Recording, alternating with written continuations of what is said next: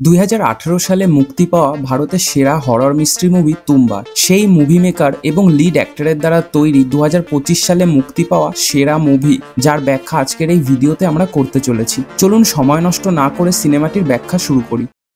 আজকে সিনেমাটি শুরু হয় ডক্টর অভিমন্যুকে দিয়ে, যিনি খুব টেনশনে ছিলেন। একটি ব্যাগে 5 কোটি টাকা ভরে তার গাড়িতে করে কোথাও একটা যাচ্ছিলেন। আসলে অভিমন্যু একজন খুব বড় মাপের সার্জন, আর তিনি এই 5 কোটি টাকার ব্যাগটি কাউকে দিতে যাচ্ছিলেন। তখনই অভিমন্যুর কাছে একটি ফোন আসে। ফোনটি এসেছিল হাসপাতালের মালিকের কাছ থেকে। তাদের কথাবার্তা শুনে মনে হচ্ছিল মালিক অভিমন্যুর ওপর খুব রেগেছিল এবং তাকে বলে তার কারণে আজ তিনি এই সমস্যায় আটকে আছেন, তাই অভিমন্যুকে দ্রুত টাকা পরিশোধ করতে হবে এবং এই বিষয়টি চিরতরে শেষ করতে হবে, অন্যথায় তার হাসপাতালের সুনাম নষ্ট হবে। এই কথাবার্তায় আমরা জানতে পারি যে কয়েকদিন আগে অভিমন্যুর হাসপাতালে একটি ছোট শিশুকে আনা হয়েছিল।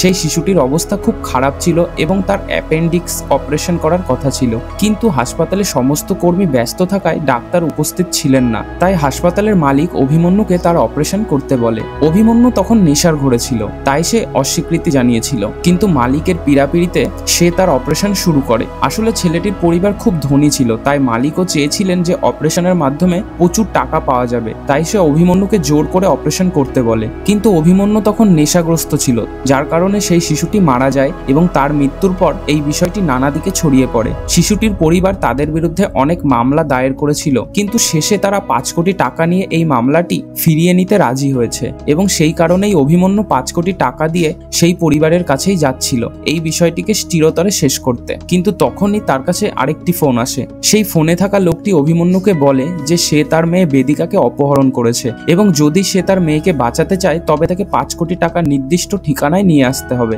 এই কথা শুনে অভিমন্যু খুব হতবাক হয়ে গেল, কিন্তু সে বুঝতে পারলো না যে তার মেয়েকে কিভাবে অপহরণ করা যেতে পারে। এই কথা ভাবতে ভাবতে অভিমন্যু তার প্রাক্তন স্ত্রীকে জিজ্ঞাসা করার জন্য ফোন করে, কিন্তু তার স্ত্রী তার ফোন ধরছিল না। আসলে তার স্ত্রী অভিমন্যুর ওপর খুব রেগে গিয়েছিল, কারণ অভিমন্যু তার মেয়ের কারণে তার স্ত্রীকে তালাক দিয়েছিল। আসলে তার মেয়ে একটু মানসিকভাবে অস্থির ছিল এবং অভিমন্যু এটা পছন্দ করতো না। সে বলেছিল যে সে তার মতো বুদ্ধিমতী মেয়ে চায় এবং এই কারণে অভিমন্যুর তার মেয়ের সাথে মোটেও ভালো সম্পর্ক ছিল না। সে সবসময় তাকে তিরস্কার করত এবং তার সাথে ঠিকমতো কথা বলতো না, এবং এই সবের কারণে অভিমন্যু এবং তার সম্পর্ক টানাপোড়েনের দিকে চলে যায়। তার স্ত্রীর সাথে তার ডিভোর্স হয়ে গিয়েছে। এখন অভিমন্যুর স্ত্রী তাকে ফোন করে এবং অভিমন্যু তাকে জিজ্ঞাসা করে বেদিকা কোথায়। তার স্ত্রী তাকে বলে যে সে স্কুলে গেছে। এই কথা শুনে অভিমন্যু মনে করে যে হয়তো লোকটি তার সাথে মজা করছে, তাই সে তাকে উপেক্ষা করে এবং তার পথেই এগিয়ে যায়। কিন্তু কিছুক্ষণ পর অপহরণকারী আবার তাকে ফোন করে এবং বেদিকার কিছু ছবি পাঠায়। এটি দেখে অভিমন্যু বুঝতে পারে যে বেদিকাকে সত্যিই অপহরণ করা হয়েছে। এটি দেখে সে খুব হতবাক হয়ে যায় এবং টেনশনে পড়ে যায়। অপহরণকারী অভিমন্যুকে বলে যে তাকে এখনই 5 কোটি টাকা দিতে।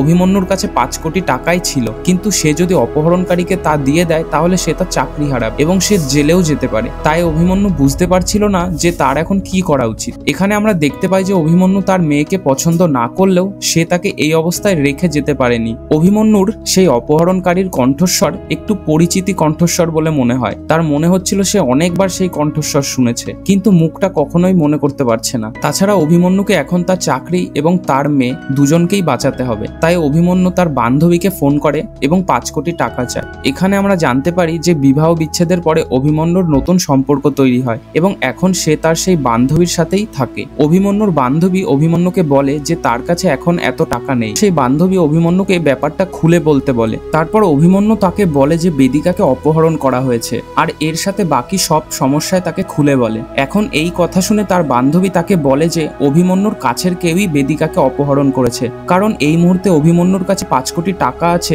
এবং সে তা কাউকে দিতে যাচ্ছিল। এই কথা কেউই জানতো না। এই কারণে এমন কেউ বেদিকাকে অপহরণ করেছে যে জানে যে অভিমন্যুর কাছে এখন 5 কোটি টাকা আছে। এই কথা শোনার পর অভিমন্যুরও কিছু সন্দেহ হয়। এখানে তার বান্ধবী অভিমন্যুকে বলে যে অভিমন্যুর প্রাক্তন স্ত্রীও এটা করতে পারে, কারণ সে অভিমন্যুকে ঘৃণা করে এবং সে হয়তো প্রতিশোধ নেওয়ার জন্য এইসব করেছে।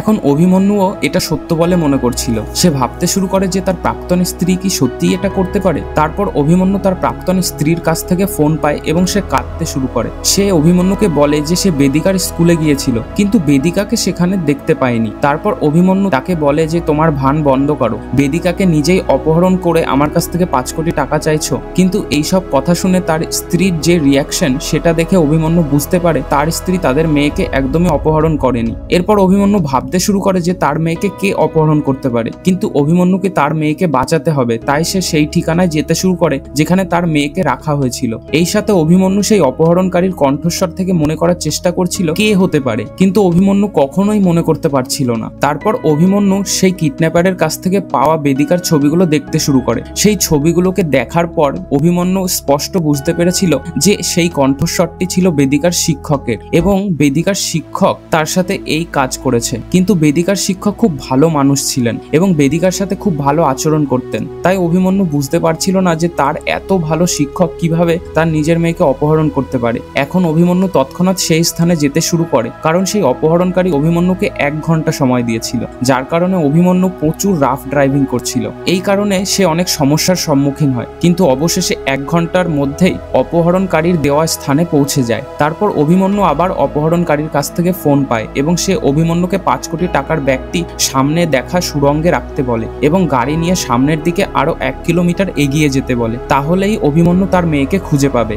এরপর অভিমন্যু সেই টাকা সুড়ঙ্গে রেখে গিয়ে সামনের দিকে এগিয়ে যেতে শুরু করে, কিন্তু তারপর তার গাড়ির পেট্রোল শেষ হয়ে যায়, যার ফলে অভিমন্যু গাড়ি থেকে নেমে পায়ে হেঁটে এগিয়ে যেতে শুরু করে। তারপর সেখানে একটি ট্রাক আসে, যার ফলে অভিমন্যুর দুর্ঘটনা ঘটে এবং সে গুরুতর আহত হয়। কিন্তু অভিমন্যুকে যে কোনো মূল্যে তার মেয়েকে বাঁচাতে হবে, এই কথা ভেবে সে আবারও সামনের দিকে এগিয়ে যেতে শুরু করে। এগিয়ে গিয়ে সে দেখতে পায় যে সামনে অনেক বস্তা। অভিমন্যু মনে করে হয়তো বেদিকা এই বস্তাগুলির মধ্যে একটিতে থাকবে, তাই সে প্রতিটা বস্তা খুলতে শুরু করে, কিন্তু বেদিকা তার একটা বস্তার মধ্যেও ছিল না। কিন্তু হঠাৎ সে একটি বস্তার মধ্যে তার রাখা সেই কোটি কোটি টাকার ব্যাগটি দেখতে পায়। এখন এটি দেখে অভিমন্যু বুঝতে পারছিল না যে এই টাকা এখানে কিভাবে এলো। তারপর অভিমন্যু আবার অপহরণকারীর কাছ থেকে ফোন পায়, কিন্তু এখন অভিমন্যু খুব রেগে যায়। সে অপহরণকারীকে জিজ্ঞাসা করে যে সে তার সাথে এত মজা কেন করছে। তারপর অভিমন্যু জানতে পারে যে আসলে ফোনে অপহরণকারী নয়, বরং তার মেয়ে বেদিকা কথা বলছে। বেদিকার কণ্ঠস্বর শুনে অভিমন্যু তাকে জিজ্ঞাসা করে যে সে কোথায়, সে তাকে বাঁচাতে এসেছে, তাই সে যেন তাড়াতাড়ি বেরিয়ে আসে। যার উপর বেদিকা বলে যে সে তাকে একটা কথা বলতে চায়, কিন্তু সে চায় এই কথা শোনার পর অভিমন্যু যেন তার উপর কোনো রাগ না করে। এখন অভিমন্যু তাকে প্রতিশ্রুতি দেয় যে সে রাগ করবে না, যার পরে বেদিকা তাকে বলে যে আসলে তার শিক্ষক তাকে অপহরণ করেনি, বরং এই পুরো পরিকল্পনাই ছিল বেদিকার, যাতে সে তার বাবার কাছে প্রমাণ করতে পারে যে সেও তার বাবার মতোই খুব বুদ্ধিমতী। তাই বেদিকা তার শিক্ষকের সাথে মিলে এই পুরো পরিকল্পনাটি তৈরি করে এবং তার নিজের অপহরণ হওয়ার মিথ্যা ঘটনা সাজায়, যাতে তার বাবা তার পরিকল্পনায় আটকে পড়ে। বেদিকা বলে যে অভিমন্যু সবসময় বেদিকাকে বোকা মনে করে, সে মনে করে যে বেদিকা কিছুই করতে পারে না, তাই সে সবসময় বেদিকাকে কটূক্তি করে এবং তাকে ভালোবাসে না। কিন্তু বেদিকা তার বাবার ভালোবাসা চেয়েছিল এবং তাই সে তার বাবার কাছে প্রমাণ করতে চেয়েছিল যে সেও বুদ্ধিমতী। এখন এইসব শোনার পর অভিমন্যু খুব হতবাক হয়ে গেল এবং সে বুঝতে পারছিল না যে সে তার মেয়ের সামনে কি বলবে। তারপর বেদিকা সেখানে আসে এবং অভিমন্যু তার দিকে তাকিয়ে থাকে। এরপর অভিমন্যু কাঁদতে শুরু করে, কারণ সে তার ভুল বুঝতে পেরেছিল। তার মেয়ের সাথে খুব খারাপ আচরণ করায় সে তার মেয়ের কাছে ক্ষমা চায় এবং তাকে বলে যে সে খুবই চালাক, কারণ তার মেয়ে এত বড় একটা পরিকল্পনা করেছে যে অভিমন্যু তা বুঝতেও পারেনি। অবশেষে অভিমন্যু তার মেয়েকে তার প্রাপ্য ভালোবাসা দিতে শুরু করে এবং এখানেই আজকের এই অসাধারণ সিনেমাটি শেষ হয়। তো বন্ধুরা, আশা করছি আজকের এই মুভির এক্সপ্লেনেশনটি আপনাদের কাছে খুবই ভালো লাগবে। এরকমই মুভির এক্সপ্লেনেশন পেতে আমাদের চ্যানেলটিকে অবশ্যই সাবস্ক্রাইব করবেন এবং কমেন্টে আপনাদের মতামত জানাতে একদমই ভুলবেন না। আজকের জন্য এই পর্যন্তই।